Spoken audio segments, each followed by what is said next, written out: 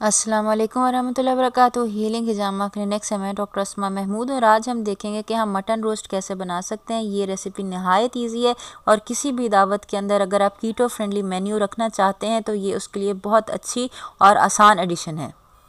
Mutton roast बनाने के लिए हमारे पास ये रान का जो पीस है ये है। अगर आपके पास दस्ती का गोश्त हो तो वो ज़्यादा बेहतर है, क्योंकि दस्ती का गोश्त अल्लाह ताला के रसूल का महबूब तरीन गोश्त था। बहरहाल ये मेरे पास बकरे का जो है वो पिछली टांग जो है रान है, इसको मैंने जो है वो कसाई से ही कटवा लिया है। आपके पास अगर कटा हुआ ना हो तो आपने बेसिकली ये जो ज़्यादा गोश्त वाला पार्ट है इसके अंदर छुरी से, तेज़ छुरी से, ये तो दूसरी छुरी, अगर आपके पास बड़ी छुरी हो तो उससे आपने इस तरह लंबे लंबे स्लिट्स ये जैसे दिए गए कि ये जितने आप एक करीब करीब स्लिट्स देंगे उतना ज़्यादा आपका मसाला जो है वो इसके अंदर अच्छा पेनिट्रेट हो जाएगा।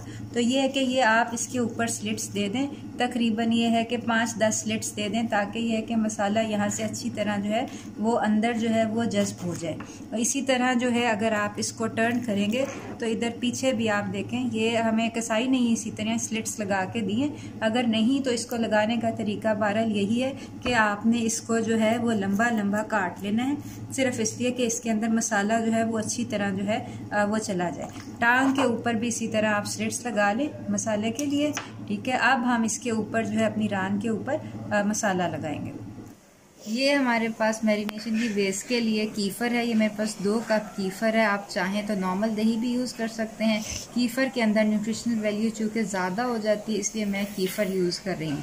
कीफ़र ग्रेन्स आपको हमारे क्लिनिक से भी अवेलेबल है अगर आप कीफ़र बनाना चाहें, जो कि बहुत हेल्दी ऑप्शन है। इसके अंदर मसाले जो हम डाल रहे हैं बहुत सादा से हैं। ये हमारे पास 2 table spoon Himalayan pink salt जो है यानी गुलाबी नमक है।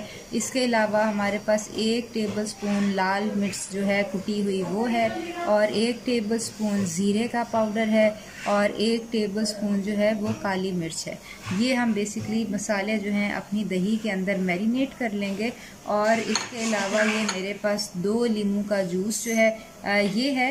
आप चाहें तो ज़्यादा भी डाल सकते हैं, मसाले भी आप अपना हस्बे ज़ौक़ जो है वो मॉडिफाई कर सकते हैं।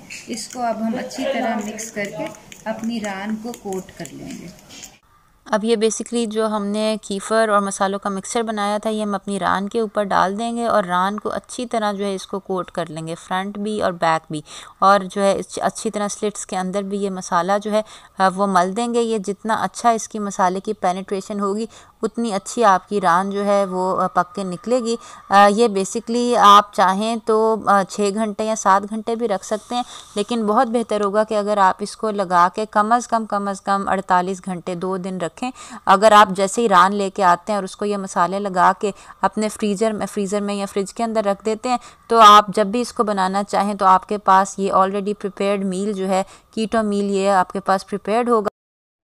ये मैंने रान इस बड़े से जिपलॉक बैग के अंदर रख दी है ताकि ये जो रान है ये मुसलसल इसके साथ कोट हुई रहे मैरिनेट के साथ। आप चाहें तो किसी बड़े बर्तन के अंदर भी रख सकते हैं। अब मैं बेसिकली इसको फ्रिज के अंदर रख दूँगी 3-4 रोज़ के लिए। ये हमें ना 3-4 दिन हो गए, बेसिकली मैंने इसको फ्रीज़ कर दिया था। अब हम निकाल के अपने इस जो सिरेमिक पॉट है इसके अंदर डाल लेंगे। आप चाहें तो इसको ओवन में भी बना सकते हैं, ओवन की ट्रे के ऊपर रख के, लेकिन मैं सिरेमिक पॉट में बना रही हूँ। ये सिरेमिक पॉट बेसिकली मैंने राइस कुकर में से निकाली है। और ये जो बाकी का इसका मसाला था ये भी हम इसके साथ ही इसके अंदर डाल देंगे।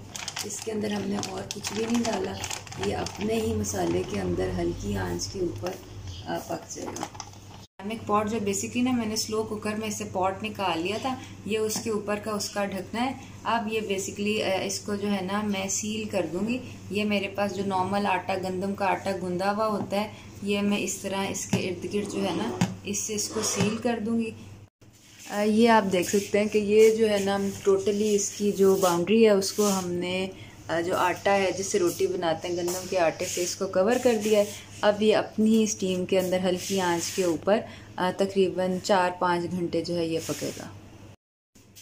ये हमने डायरेक्टली चूल्हे के ऊपर रखा है बहुत हल्की आंच के ऊपर, और ये हमारा जो है ना ये सील्ड जो है स्लो कुकर के अंदर पक रहा है।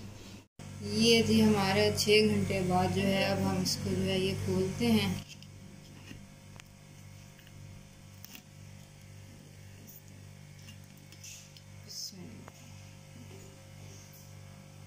ये हमारा जो है मटन रोस्ट है और ये आप देख सकते हैं ये बहुत अच्छी तरह जो है ये गल चुका है, इसकी हड्डियां जो हैं वो अलग हो रही हैं। अब हम इसको अपनी डिश में जो है वो डिश आउट कर लेंगे। ये देखें,